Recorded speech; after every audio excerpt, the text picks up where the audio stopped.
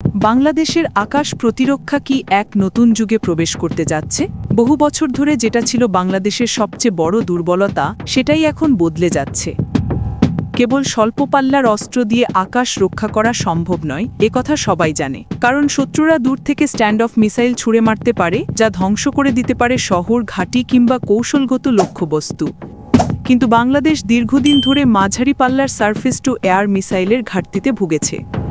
আর এবার সেই ঘাটতি পূরণে বড় পদক্ষেপ নিয়েছে বাংলাদেশ বিমানবাহিনী। সম্প্রতি বিমানবাহিনী প্রধান তুরস্ক সফরে গিয়ে ভিজিট করেছেন আসেলসান নামের বিশ্বখ্যাত প্রতিরক্ষা শিল্প প্রতিষ্ঠানকে।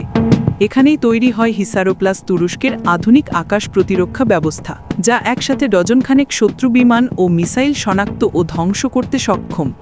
তাহলে কি বাংলাদেশ কিনছে তুরস্কের এই অত্যাধুনিক সিস্টেম? আসেলসান হলো তুরস্কের সবচেয়ে বড় প্রতিরক্ষা ইলেকট্রনিক্স কোম্পানি, যাদের খ্যাতি রয়েছে আধুনিক মিসাইল সিস্টেম, রাডার এবং ইলেকট্রনিক ওয়ারফেয়ারে। এখানে প্রদর্শিত হয়েছিল হিসার পরিবারের বিভিন্ন সংস্করণ, যার মধ্যে হিসারো প্লাস বাংলাদেশকে সবচেয়ে বেশি আকর্ষণ করছে। বাংলাদেশ দীর্ঘদিন ধরে মাঝারি পাল্লার আকাশ প্রতিরক্ষা ব্যবস্থার ঘাটতিতে রয়েছে, তাই এবার নজর পড়েছে হিসারো প্লাসের দিকে।